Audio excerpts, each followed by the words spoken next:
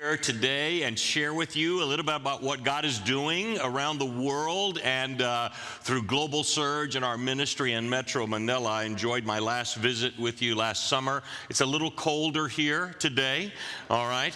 Now, I grew up in Manila, as the video said. Man, those pictures were ancient. Man, I don't know who that guy was. That thin kid there lives inside of this great body. I'm going to say that, okay? And we live on a tropical island, and I'm going to talk to you a little bit about how you can be involved in missions. And one of the big deals that I'm going to say is it's a great time to come on a missions trip to the tropics in January and February, okay? I mean, when it gets really cold, think about being a missionary, and then you can come on and be part of us. We are church planters in Metro Manila and throughout Asia. We base our ministry out of Metro Manila, and God has given us just great favor. We've weathered through COVID, and we've been able to find ways to pivot and reach people, and we have continued to see literally thousands of people come to know Jesus Christ in spite of the COVID pandemic, you know. Now, I'm ready to be done with it, and and things are moving better a little bit. We had a church. Let me tell you a quick story by way of introduction. We had a church, our newest congregation, that launched in February of 2020, so that's 2 years ago, 3 weeks before the lockdown, okay? And so this guy our pastor Rodno has been working on this church and developing small groups. He had 18 small groups that were in place, and he launched big. He launched with over 200 people, and then 3 weeks later, he was denied to meet. He was not allowed to meet. How would you like to start a church and then get shut down like 3 weeks after you got started? We had to help him out of depression, so we gave him whatever we needed to get him up, and then he continued to work throughout the community with relief and winning people and starting new small groups. He came out of the lockdown with about 35 small groups. And he had his second anniversary 2 weeks ago with over 500 people present. I tell you what, you just can't stop the gospel. I'm going to say that. I mean, God is still on the throne. He is not surprised about what we've been through. It is part of His glorious plan, and all we need is believers to stand up and believe that God can do great things. And the message I'm going to bring to you today is out of 1 Samuel 17. So if you'll find that on your phone or tablet or Bible or however you look at the Bible, we're going to talk about a very familiar story, David and Goliath. Now, the title of my message is Go Goliath or Go Home, okay? David had faith that could conquer Goliath. And I believe that if we're going to reach our world with Jesus Christ today, we need to have the kind of faith that David had when he was just a teenager to believe that God could enable us to do anything. And that's how he lived his life. 1 Samuel 17, we're going to pick it up in verse 21. I'm going to read the passage with you. You're very familiar with it. It says, "For Israel and the Philistines had drawn up in battle array, army against army, and David left his supplies in the hand of the supply keeper, ran to the army, and came and greeted his brothers." Verse 23, "Then as he talked with them, there was a champion, the Philistine of Gath, Goliath by name, coming up from the armies of the Philistines, and he spoke according to the same words, so David heard them." Now, what is happening here, it is a battle, one superpower against another superpower. They have come to this field, this battlefield, and they have lined up, and they're ready for a bloody encounter. And Goliath, the Philistine of Gath, decides, is led by his generals, say, hey, let's not kill each other. Let's just have two people fight. This is our champion, and Goliath steps forth. Now, you know he's the giant, you know. I mean, everybody knows the story of David and Goliath. Whether you've been in church or not, it's been everywhere. And so he comes out and he defies the armies of Israel, and he basically says, my God is greater than your God. Send me some man to fight against me, and he taunts them. David shows up in that setting. Verse 24. And all the men of Israel, when they saw the man, fled from him and were dreadfully afraid. Now, get a mindset. I know you've heard the story, so kind of walk back in time with me, all right? Imagine you're on the battlefield. You're smelling the smells of what's going on there, the dust, the armies that are there, the fear that you may not live another day when this battle proceeds. And this giant comes forth and says, "Send me somebody." The army of Israel was afraid, dreadfully afraid, the Bible says. They were in abject fear. They didn't know who was going to fight Goliath. They were worried that whoever fought him would lose and that they would become the slaves of the Philistines. And this is the army that has won battle after battle. This is the same army generations before, when the children of Israel crossed the Red Sea on dry ground and decimated the superpower of Egypt. They knew the story. The same army in their history that they walked up to Jericho and they marched around the walls and it fell and they conquered the land that they now dwell in.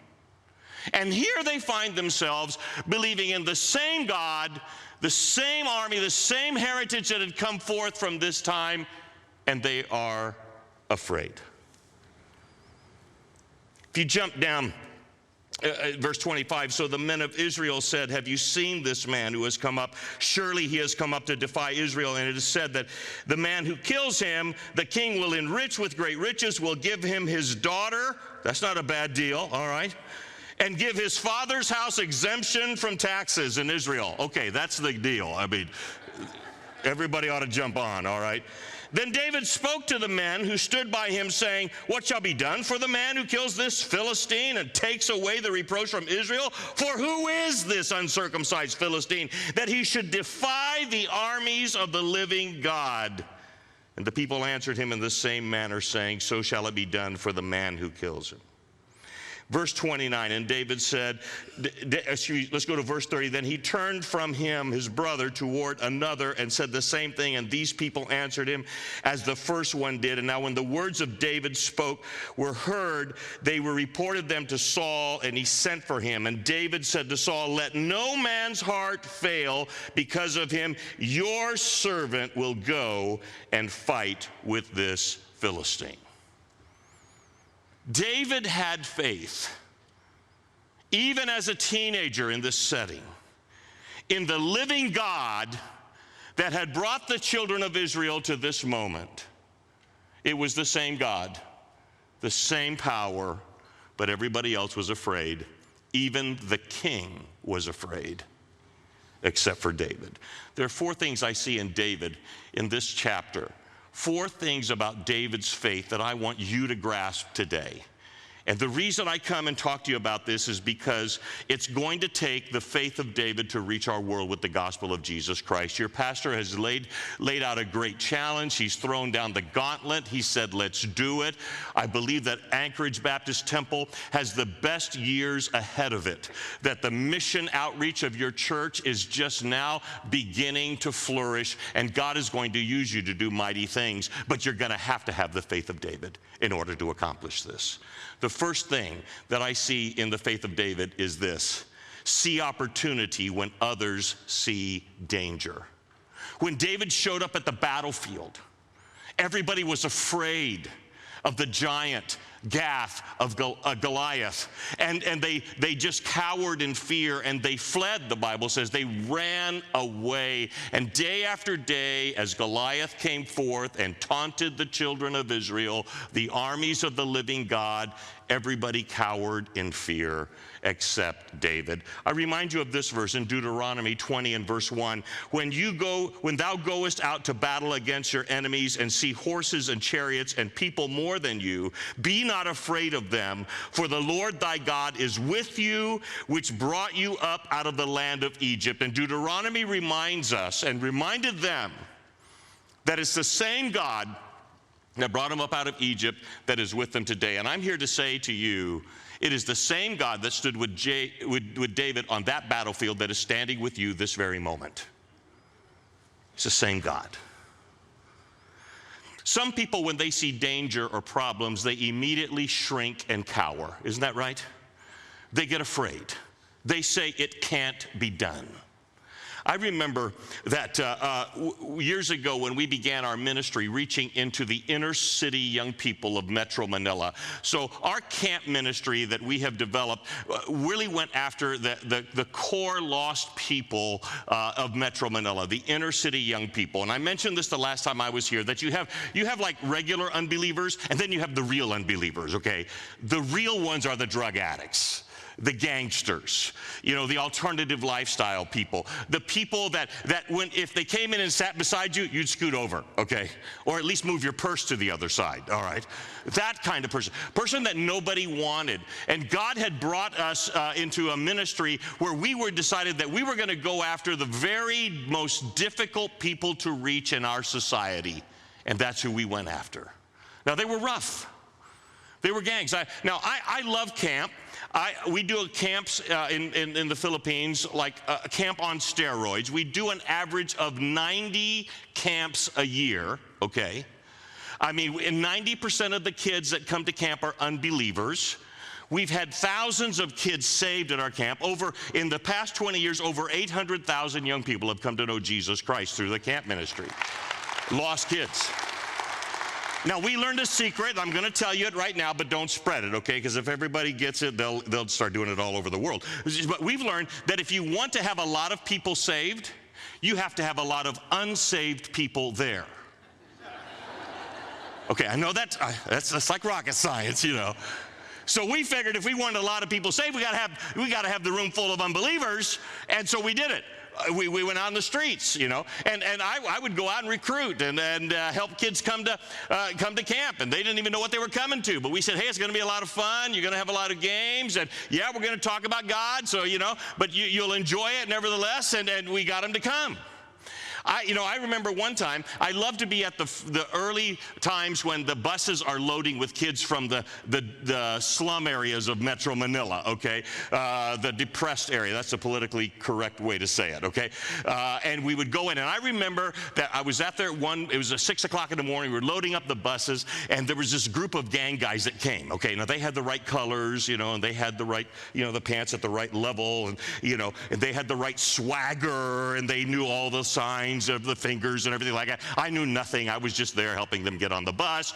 They're getting on the bus. I'm giving them high fives, bumping them, kicking, whatever I had to do to make them feel welcome. They get on the bus, and I'm thinking in my heart, this is so cool. These guys have never heard the gospel. I mean, they're going to get a chance. I mean, seriously. They're going to get a chance to meet Jesus for the first time in their life, and I was pumped. As I was enjoying the moment of these kids getting on the bus, another group of kids come in, and they had different colors on. They had the hats going the other way or something. I don't know what they did, and they give different signs, and so I bumped them with my left arm or whatever I had to do to make them happy and get them on the bus. 3, 4 guys get on, they come back out, and I said, what's going on? They said, we can't ride on this bus. And I said, why? Oh, we don't like those guys. That's a different gang. We hate those guys. And I said, oh, no problem. I got another bus. So I marched them over to the other bus and put them on the other bus. And they were happy because they weren't on the same bus. Then when the bus left, I thought, they're going to the same camp. I got on the phone. I said, hey, give me security. Just telling you, you got 2 groups, bus number such and such and such and such, when they get off. And sure enough, they were opposing gangs. They were in their thing. And the first service that went through, they learned the system a little bit. They knew we'd do a music set, and then we'd go to a blackout, and then we'd go to a drama. And they learned that on the first series. So the second session came out, we went to music set, went to blackout. And evidently, some gang guy looked at the other gang guy's girl in a wrong way, and he got mad. And so a folding chair in the dark flies across the aisle, hits 3 guys in the head. Okay. In the dark. All I know is lights come up and 1,200 young people are rushing out of the pavilion. And we're like, what's going on? And there's a fight down front. It's a cool camp if you want to come, when that's going on. And so, I actually have a couple of pastors from the United States that they were there to see the camp, and they were all unnerved. They thought, man, what's going to happen? I walked in. Now, we have a group of guys called Tough Guys. It's our martial arts ministry in Metro Manila, and they provide security. They're a bunch of black belts, and so when this happens, they move in, kind of stop the fight. I decide to help. Now, I'm not a black belt, okay? But I can fall on somebody and break their leg, okay? So I'm going to help. And I get in there, and they're fighting, and I see this little piece of bamboo. It's about this long and about this thing. And I thought, man, someone's going to use that as a weapon. So I picked that up, and I'm trying to stop guys and everything. Evidently, I started waving the weapon. I didn't know what was going on. One of the black belts come up and says, Pastor Greg, can we have your weapon, please? You know. I'm like, yeah, it's just a piece of, I give him the bamboo, everything. By the way, the story, by the time it got back to Manila, that little piece of bamboo had grown to this long, this big, and I'd taken out 2 gang guys, okay? Some stories you let run. You just let it go. You know, it helps your reputation. We put the service back together, and I decided to sit by the gang leader that started the fight. I saw an opportunity when others saw danger. And I sat by him, and he says, so you're like in charge of this thing? And I said, yeah. He says, you're going to kick me out of camp. And I said, no. I said, I just want to be your friend. I said, do you have a father? He looked at me and laughed, sneered at me and said, no. I said, well, maybe let me be your father today. He says, you want to be my father? I said, yeah, for today, yeah. He says, are you going to buy me Cokes? Yeah, I'll buy you Cokes, I'll buy soft drinks, whatever you want. He says, you going to buy all my friends Cokes? Sure, line them up, you know, I tell you what. You know, he says, then you can sit here and be my father. I sat by him through the whole service, hoping and praying that when the gospel was shared, he'd be focused enough to turn to Jesus. And he did.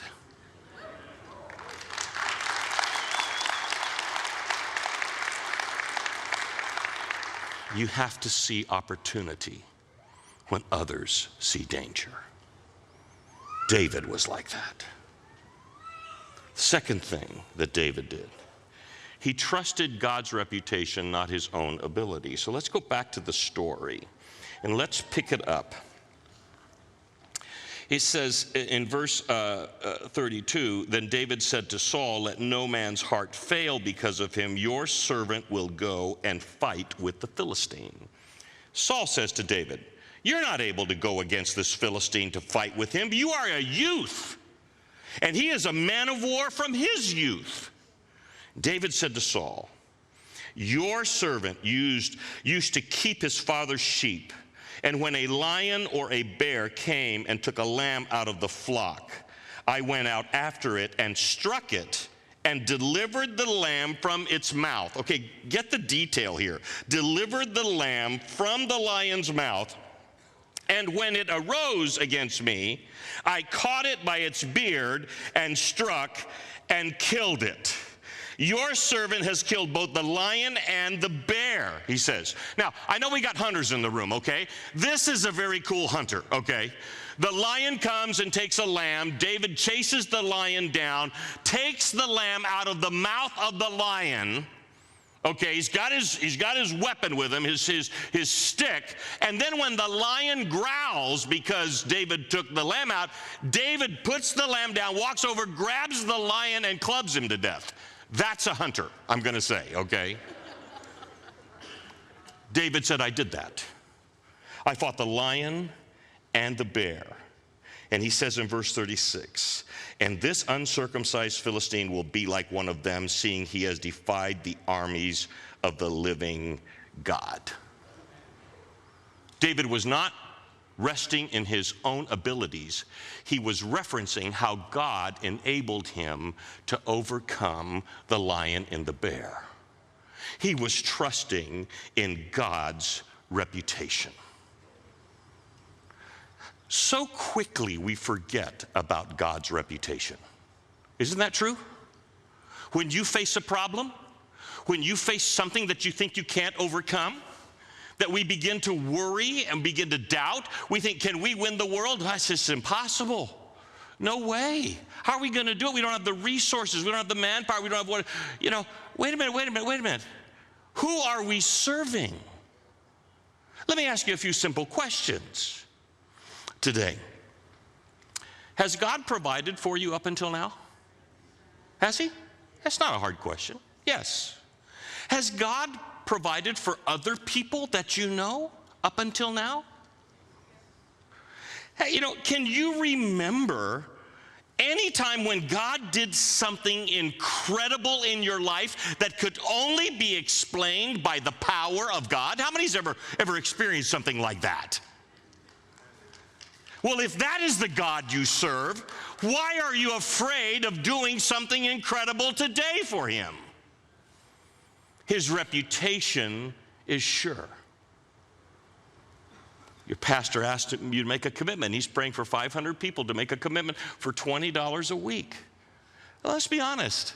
That's not much of a sacrifice. Is that true? I mean, let's be honest about it. I mean, we in the United States do not understand sacrifice. Is that fair to say?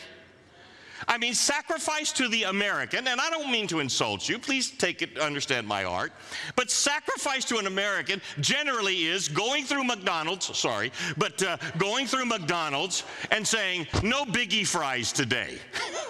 Just the normal size today, you know. I'm not going to upsize. Okay, yeah, I'm going to sacrifice. You know, I'm not a big fan of Oprah, but I remember this clip when she was interviewing Mother Teresa years ago. And Oprah said to Mother Teresa, she says, yeah, all of us need to sacrifice. And Mother Teresa stops and looks at Oprah and says, you understand what sacrifice is. They went to commercial because there is no way. I would say that even at our most difficult times in the United States, we're far better off than anybody else in the world. And that's nothing to be ashamed of or feel guilty about. We are blessed by God, but we are blessed for a purpose, to get the gospel to the rest of the world. Trust God's reputation, not my own ability. I'll tell you a quick story. Our ministry has now taken our Filipino team to go into Pakistan to do camps and evangelistic work in Pakistan. Now, I remember at the time when the gentleman from Pakistan came, the Pastor Irfan came to me, and he said to me, he said, Greg, would you take your evangelistic camp with me to Pakistan? And being the giant spiritual guy I am, I said, no, I don't. That's not going to work. He says, oh, yeah, it'll work. I said, no, I don't. Sorry, that's a whole different religion. I don't know, you know. And he says, no, it'll work. I said, no. He says, oh, there's young people there. It works. Young people are young people. I'm like, no. He says, you're afraid. I said, I am not afraid. Is it safe there? You know? I mean, he's like, why are you even asking me that? I said, I got to tell Luann something. I mean, what do? You wake up one day, tell your wife, hey, I'm going to go to Pakistan. You know, she's going to say, what's going on? You know? And he said this to me. He says, well, let me ask you a question. I said, okay. He says, are you in the will of God? Now, come on. That's like the nuclear question. What are you going to say? No, I'm blatantly out of the will of God. I mean, of course you're going to say yes. And I said, yes, of course I'm in the will of God. He says, then why are you asking me if it's safe or whether you can go or whether it work? Why don't you pray about it? Oh, man. Don't you? Those kind of people, man, they just get you. And I'm like, oh. I said, okay, I'll pray about it. And frankly, I didn't need to pray about it. God opened the door. I should have just walked through. So he did. So he sends me the letter inviting me from the Bible Baptist Church of Assad, Kashmir, inviting Dr. Greg Lyons to do evangelistic work among youth. And he sends me this letter. He says, go apply for your visa. And I'm like, this will never fly. This is a hostile country. No. They're not going to do it. He says, take it. We're not ashamed of anything. You take it in the embassy and get your visa. Okay. So I go in and I'm thinking, I'm never going. You know, they're not going to grant this. And the guy looks at it and says, you want to do what in my country? I said, listen, I'm just the guest. That's your citizen. Call him. Talk to him about it. There's his phone number, you know, and they start delaying our visas. We had 5 people that were going to go. And they kept delaying us, wanting additional stuff here and there, and all this kind of stuff. And I just almost given up hope that we were ever going to get a visa to get in. And so they called us one day and they said, hey, we need to look at your passports one more time. And our secretary calls me and says, Pastor Greg, nobody can run these down to the embassy. Can you do it? Have you got any time today? And I said, yeah. Now, when we're saying run across town in Metro Manila, it's like what your pastor said. It's 28 million people. I mean, driving across town is a 2-hour one way, okay? And I thought, okay, so I'll jump in the car. So I went down there show up at the building. They're in a high-rise building, and I'm standing there after I checked in with the guard, and I'm going up to the 8th floor, and I had my passports in my hand and all the group, and I'm waiting for the elevator. While I'm waiting for the elevator, on the back door of the building, an SUV pulls up, a black one. Some guys hop out, open the door. A guy in a suit gets out, and he walks over and stands beside me, and he looks Pakistani to me, but I don't know who he is, And so the elevator doors open up, and we walk in. And he says, what floor? I says, the 8th floor. He says, well, that's the Pakistani embassy. I said, yeah. He says, is that where you're going? I said, yeah. He said, because we have the whole floor. I said, I get it. Yeah, that's where I'm going. And I said, do you work there? He says, I'm the ambassador. I'm like, oh, God, slow the elevator down, And he says, what are you doing at the embassy? I says, well, we're applying for visas. And he saw the 5 passports. And he says, are you a businessman? I said, kinda. He says, you got business in Pakistan? I says, I don't know until I get there. I got to get my visa, And he looked he says, oh, you're that group. Are you the group that is applying to go to work with young people? And I said, yes, sir. That's us. I said, sir, I don't know if you can help us. I said, we're not going to do anything wrong. We're going to help the young people find hope and help their moral values. We've done this in other countries, and we'd sure like to come to your country and present our program there. He looked at me and he said, can't promise anything, but I'll tell you what I'll do. I'll look at it again this afternoon. I said, good enough. Told him goodbye. He went into his office. I turned the passports in. The next day, 5 visas stamped in the passport. Short missionary visa. Can I tell you, God's reputation is pretty secure. He can do amazing things. He can arrange an elevator ride at the exact moment in a city of 28 million where it's just me and the ambassador to have a conversation that opens a door for the gospel. Our team went in, and we have seen literally thousands of young people come to know Jesus Christ as a result of that moment.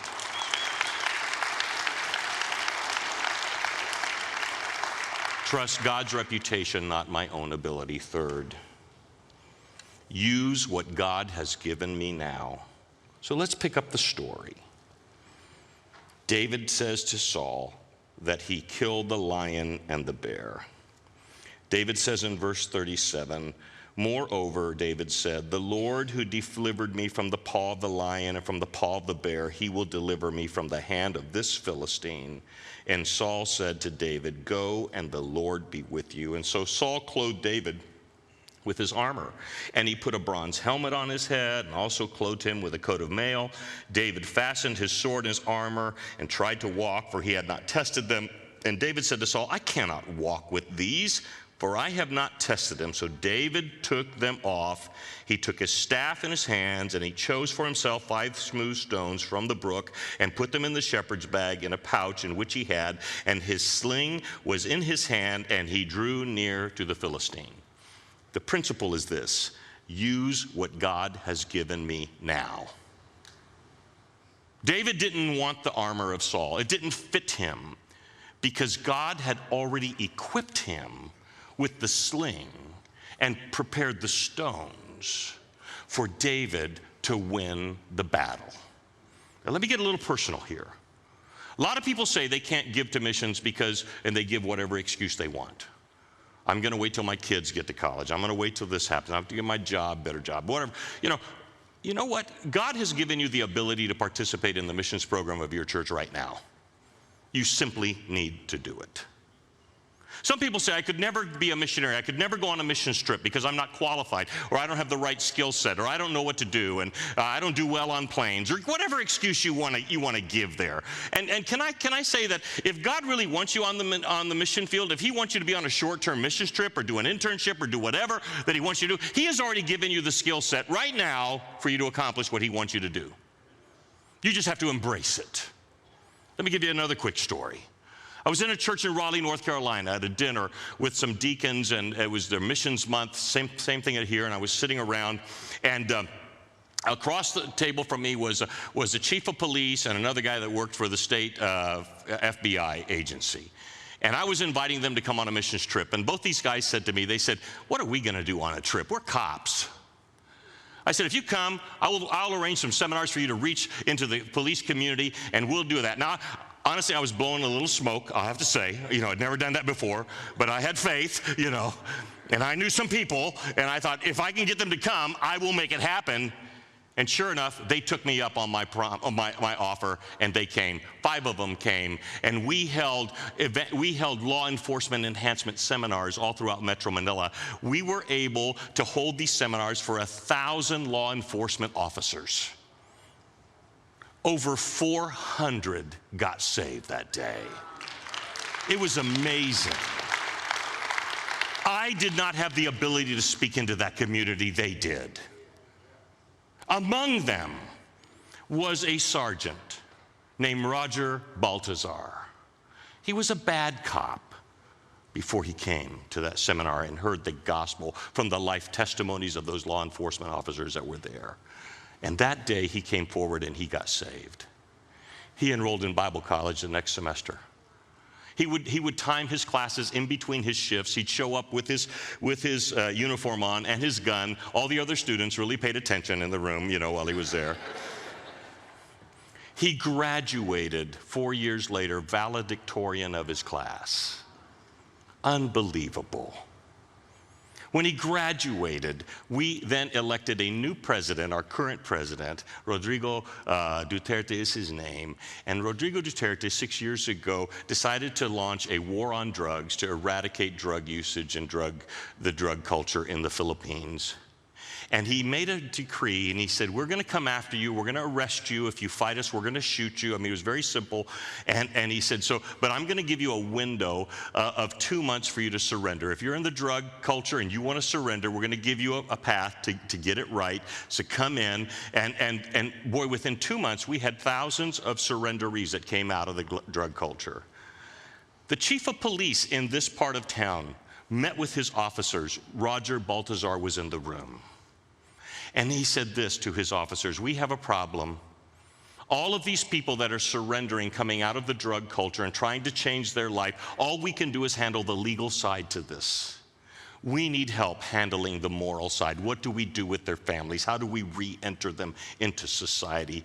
And Roger Baltazar, newly graduate, valedictorian of Baptist Bible College Asia, raises his hand and says, I have some answers.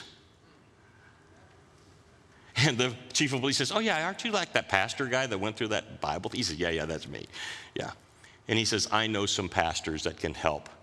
3 weeks later, at our church in Metro Manila, 700 drug surrenderees showed up at church on Saturday morning. Yes. They gave us free rein to say whatever we wanted, and we took advantage of it and preached the gospel. Hundreds of them got saved. Their lives changed. We have been recognized by the city because if people who come through our program has the lowest recidivism rate of anybody else that is involved in that, and it has helped us throughout our entire ministry, all because I had dinner with a couple of cops and convinced them to use what God had given them now for the gospel. I don't know what God has given you, but I know He's given you something. Maybe you come to Asia and you work with us and we do an English camp. How many of you speak English?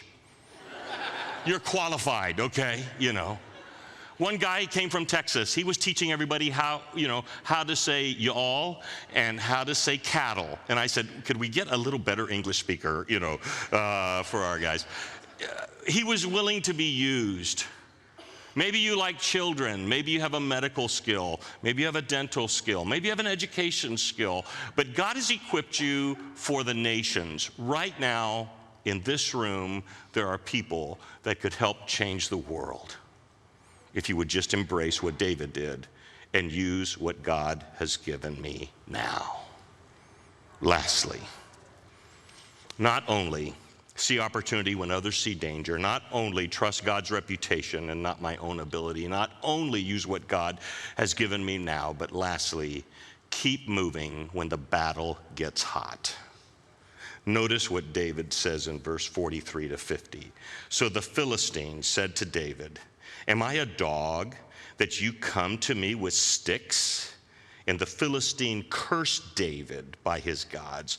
And the Philistine said to David, "Come to me, and I will give your flesh to the birds of the air and the beasts of the field." Then David said to the Philistine, "You come to me with a sword, with a spear, with a javelin, but I come to you in the name of the Lord of hosts, the God of the armies of Israel, whom you have defied. This day the Lord will deliver you into my hand, and I will strike you and take your head from you. This day I will give the carcasses of the camp of the Philistines to the birds of the air and wild beasts of the earth, that all the earth may know that there is a God in Israel." Verse 48, "And so it was when the Philistine arose and came and drew near to meet David, and David hurried and ran toward the army to meet the Philistine." Keep moving when the battle gets hot. I'm going to tell you, if you commit to giving missions to the Lord, I'm not going to promise you that everything will be wonderful after you make the commitment. It's very likely you would go through some hard times. And will you quit, or will you keep moving when the battle gets hot? If you say, "I want to use myself for the Lord, I want to offer myself, my skill set, whatever it is, to be used on a missions trip and used as a missionary, or used as an intern or something, or do something even in this church if that's necessary," you're going to hit a wall where Satan's going to try to discourage you and stop you, and it will be a test. It's the same test that David faced on the battlefield, and it will be your choice to keep moving when the battle gets hot. Sometimes I think we have Christians that are so weak that a little problem causes us to stop serving God. I think it's time for us to say to the devil, "Not today. You're not taking me out of the battle today." Have you ever witnessed to somebody and they said this to you? They said, "Yeah, you can be my friend, and but I'm not going to talk about religion and politics." You ever had somebody say that to you? You know what I say? "Sorry. That doesn't work for me." Yeah. Frankly, I believe in Jesus. So yes, I will talk to you about Jesus. So if our friendship is based on my silence about Jesus, you're going to have to tolerate me as a friend, because sooner or later, I'm going to tell you about Jesus. I'm not willing to be taken out of the game just by somebody saying that to me. And I think that we need to say to the devil, "No, you're not going to take me out to the game. I'm a David. I've got faith like David. Throw the Goliath in front of me. That's okay. I'll run and fight him, and I'll conquer him in the name of Jesus Christ, because I have the faith of David." You have that kind of faith. You can go Goliath. You don't have to go home. The question today is, do you want to make a dent, or do you want to make a difference?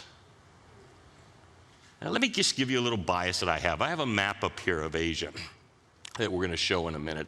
And it has a circle of the population of the world. And the circle is around Asia. It's from Japan all the way to Pakistan. Over half of the world lives within that circle. There is such a great need. Why am I in Metro Manila? Because it's in the middle of that circle. It is a time for us to reach into that circle. Why am I here, and why have I come to Anchorage Baptist Temple? I am on a mission. I am on a mission to help you engage in world evangelism, to make a difference in our world. The gospel was never given to us just to hold and sit in a pew in church, but the gospel and the message of Jesus was given to us so that we can cascade it throughout all the world. And it's time to do that. Do you have the faith of David? It's time to get a little personal here and ask yourself, are you living like David? I mean, you letting danger shut you down, a little fear slow you down? Have you forgotten about God's powerful reputation that he can, in fact, empower you to do unbelievable things? I want to end with one story. Years ago, God moved our ministry out of a place that was very comfortable, that I was happy with, and he moved us to a place that I didn't want to be. You ever followed God where, you kind of followed God kicking and screaming? Anybody ever done that? Yeah, God, I prayed, I wanted you to move, and then you moved here. I didn't really want to move here, okay. But you kind of ended up there. So I prayer walked the area. found the Rizal High School. The Rizal High School, a huge high school, I mentioned it before, 42,000 teenagers in one high school. It's unbelievable. Nobody was reaching into this high school. And so we wanted to get into this high school and present the gospel. And so I went to see the mayor and the governor and get permission to take our program into the high school, and they granted us. And then I went to see the principal of the high school. Now, just so I know who I'm talking to, how many's ever been in the principal's office? Okay, some of you more than once, okay. Imagine going to see the principal of the largest high school on the planet. Who would want to be the principal of the largest high school on the planet? You know, was one thought I had. And I went in there, and I said, we'd like to bring our program. It's a drug and violence prevention program, and we'd like to offer it to the students to help the students. And she looked at me and she says, well, I already know who you are. And I said, oh, really? She says, yeah, you're the pastor of this little Baptist church down the road here. I've been watching you. I saw your sign. I said, okay. She says, and I don't want you on my school. I know you. And you have different motives. You're not here just to do drug and violence prevention. You have other motives. She was right, okay? Yes, I want to get the gospel. She said, well, I'm not going to let you do what you want to do. She says, I will give you a chance to have a rally, but it won't be for any students that are in class. It'll be any students that come early for class. Now, teenagers, they're rushing, you know, to school for a drug prevention program, you know, 2 hours before school. They love it, you know. And I said, what about, they had two shifts, they had a morning shift and an evening shift. I said, what about the students in the morning shift? She said, you can have another one at the end of the day, and that's if any kids want to stay after school to go to your drug prevention rally. And I thought, oh, she's shutting us down. She wouldn't let us promote. She said she would promote us, and I thought, this is a fail. I said, man, we're not going to win on this. And I walked out of that office. I had Pastor June Mastralis with me, and we were walking down the sidewalk, and I was shaking. I don't know what you think about missionaries. We're just normal people. We just do our thing in a different culture, different language, different place. And I was just shaking my head, thinking, this is a wash. This is a fail. But I began to think that, you know, really the problem was that it wasn't God. It was this principal. She was in the way. She was in the way of the gospel. She was shutting us down. So I turned to Pastor June. I said, you know this woman? He said, yeah. I said, she's in the way. He said, yeah, she's in the way of the gospel. He said, yeah, she is. I said, you know what we're going to do? He said, what? I said, we're going to pray. He said, okay, we're going to pray. What are we going to pray? I said, we're going to pray that God will just take her out of the way.